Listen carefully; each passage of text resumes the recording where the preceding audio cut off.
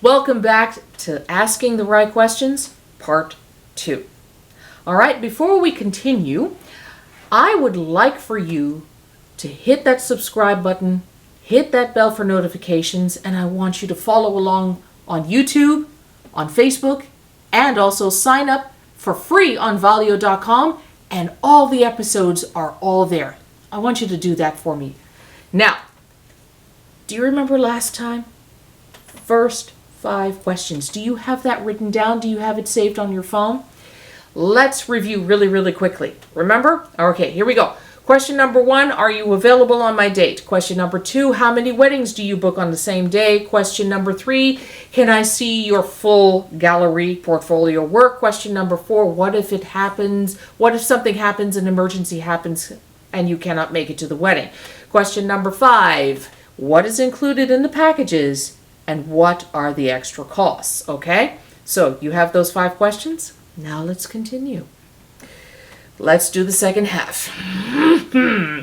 Question number 6, what is your payment schedule and cancellation policy? Now this is important. You hear something or you see on their website deposits, how much deposit is happening, and their cancellation policy. You need to be armed with that, because if something happens that wasn't supposed to happen, and you have a deposit on the venue or on flowers or whatever else it is, you know the cancellation policy, you know the time, and you can get that money back.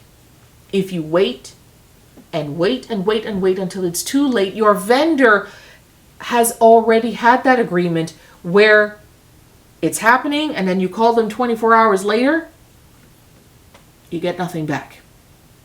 So make sure you ask them, what is your payment schedule and what is your cancellation policy? That also should be in the contract. I talked about that last time.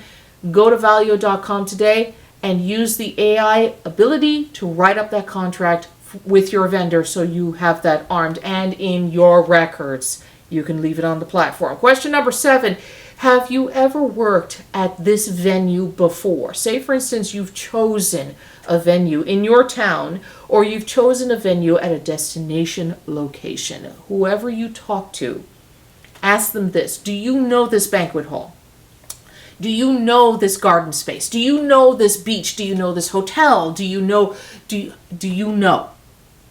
Make sure they know, because when they tell you, yes, I worked with these people before, it's a sigh of relief. But if they have not, make an appointment with them. Set aside some time and have the vendor come in and say, and work with them. Talk with them with the coordinator, whoever is in charge, and let them see the space. Now, if it's a destination wedding, whoever you have, a coordinator down there, make sure you ask them this also. This is part of it. Have you worked at my venue before? Which vendors do you trust at this location? That's important too. Make sure that's part of it, okay? Question number 8. How do you prefer to communicate, and how quickly do you typically respond? Now, how do you prefer to communicate? Phone, email, text messages? And how fast can you respond? Now, sometimes there are venues that would say, yeah, we want to work with you, but you don't hear from them for 2 to 3 weeks.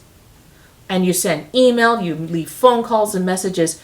You got to make sure that when they come on the phone, ask them that question.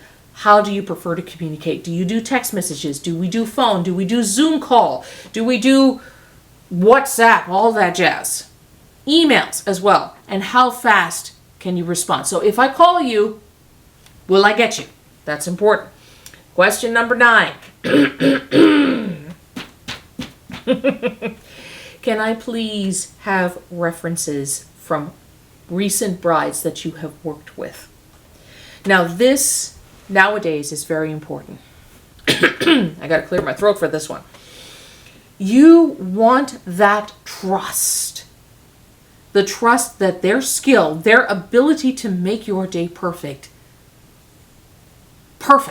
But you want to see what they have done for other couples, for other brides at those locations, destination weddings. You want to read their stories and have the confidence, there it goes again, have that confidence that you can walk into that venue, that church, venue, garden, beach, wherever it is, that everything is placed perfectly. Yeah. You don't want the hassle. So you want to read those stories, because reading the stories from other brides that gives good reviews as well as honest ones can help you make the proper decision of who you hire. That's important. Now, question number 10, the last one and the most important one. Before I go into that, take a look at this again. You remember this, right? My vision board. This is what I want my wedding to be like. This is what I've always dreamed of. Now, there may come a time, I'm guilty of this, and sometimes you can be guilty of this, but don't worry, it's okay. Sometimes you want to change your mind as to color, aesthetics, music. Here is the question. Question number 10. How do you handle a client, a bride, if they change their mind? Say, for instance, I want this color scheme, and then all of a sudden I find something that is even more better, and you've agreed upon it, the contract is signed, and then you call them up in panic, I need to change it. How do you handle if that happens? That is important, because if they have the empathy, because they have the experience, they know how to work with you. But if they get on your case, you don't want to deal with that.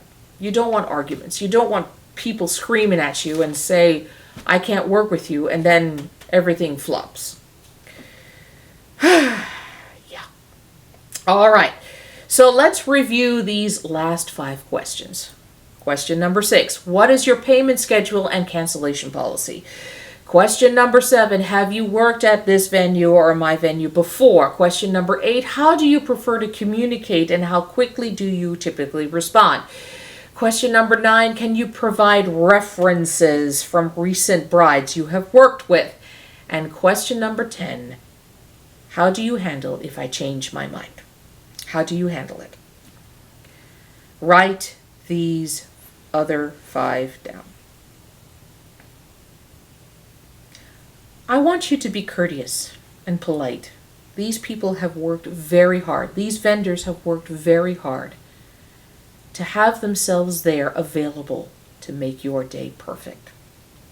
I want you to be courteous, and if you want to be treated respectfully, you must treat them with respect.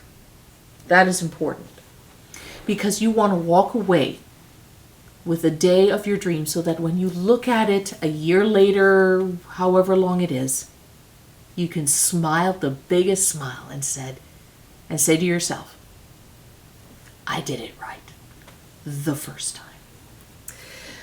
So I want you guys to join me here. This is the official invitation.